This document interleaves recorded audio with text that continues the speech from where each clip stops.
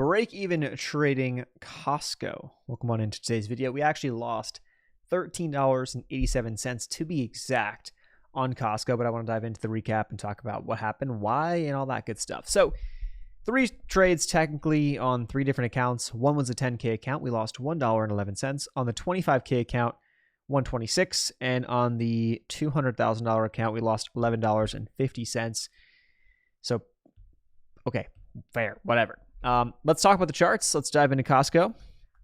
Nope, that's a sneak peek on a different trade that I'm in. Here it is. So, situation is as follows. We enter the trade on Costco. I was actually taking on the weekly time frame. I mean, you can make the argument on the daily. It was certainly there, but we jump out to the weekly time frame, and you assess this guy. And I say, okay, we got the break right here. Weekly looked pretty good. Weekly, daily, it's close. You can play it both ways. Either way, based off of price action, I knew that this could take a while.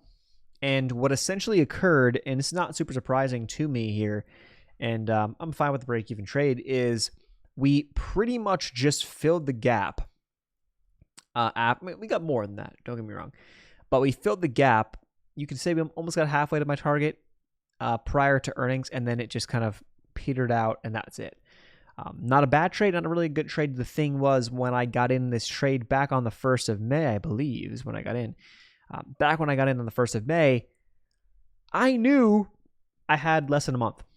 I knew that the earnings was on the 29th, and I knew that that was the time frame. It was going to have to be out by Thursday the 29th. And to be honest with you, I just got back from a trip, and I knew earnings was like either Thursday or Friday.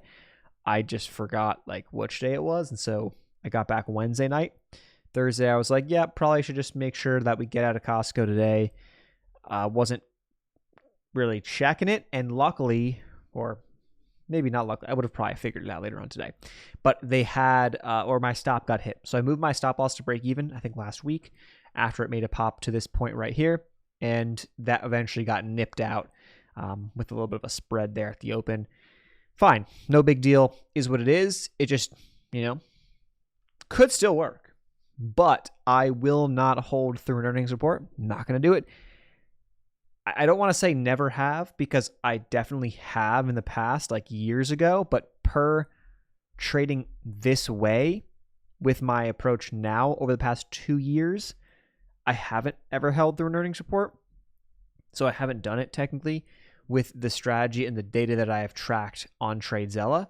So I can't say, oh, back when I was doing that, I was making or I was losing more money. I couldn't tell you, but that's what I have for you. So that's that. We have 2 open trades right now. I was contemplating a third. We'll see. One's a crypto, and one is a stock. Looking at a different stock, which I guess I'll pull up now. It's Tesla. It's of interest to me. I did not get in. Looking back, probably could have gotten in here on this candle breaking out on Tuesday. I was traveling or I was away, so I didn't see that. Still have the opportunity to get in if I want to right now at a very good entry. I would probably stop here. You could tighten the stop to here. I just suspect that we could play some games at Tesla. Better trade looking back that I missed was definitely this breakout. I just missed that one. I remember I was at a graduation, and I was like, I want again, do I not? And I saw this wick up here, and I was like, oh, if it was at 306. I'm like, oh, okay. And then it came back to 297s, and I was like, yeah, it'll be there next week. And unfortunately, it was there next week. It's just that over the weekend, this is a Friday, that day that I was contemplating the breakout entry, we just opened up $20, $30 higher. That was what we opened up next week. So it was there, just not quite, there. So that was a miss there. But I mean, the grand scheme, I like it. I mean, I'm looking at it now, and this has become more of like less of a recap and more of a maybe, but just kind of given a live look inside of this. So I'll post this recap the same day, so you'll if you're watching the same day, I guess you'll be able to see it. But yeah, I mean, we kind of broke above this. We're into this zone I liked, and you can make the argument you got a smaller version of that here.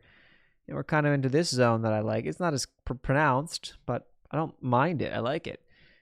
Targets would be up around the 415 level if I was to enter, and stops, I would have to put my stop at like 330-ish. I don't like the wide stop, but based on how Tesla moves, I would have to play that game. Play the wide game. I mean, that would be the look. You can maybe make the argument 420. I like to sell prior to psychological zones, so I would be looking at the 415, which if I do the math exactly on 415 or thereabouts, let's see, just thereabouts, it's about a 1.6 to 1, which is pretty good. 1.5 or better, I'm in. So I like it. And, earnings is, about a month ago and not for, many weeks. So knowing how Tesla moves, a very good chance that either this would hit or this would hit prior to earnings. And it doesn't have to, but it's a very good chance it does. And so I think it's a very valid trade. It's just now Thursday, first day back. Not going to make any crazy decisions. Not that's a crazy decision. But thought process is like, we'll see what happens. Friday is a new day. It's the end of the week. We'll see where it's at. If she gaps up huge, I miss it. If she gaps down huge, I can contemplate it. Probably wouldn't take it. If she kind of opens and stays around the same area, very much of a contemplation to be had going into the weekend. And there you go. So with that said, thanks so much for watching. I'll see you guys in the next video. Peace. If you want to use TradeZilla to track and journal your trades like I do, code TC10 will save you 10%. Peace.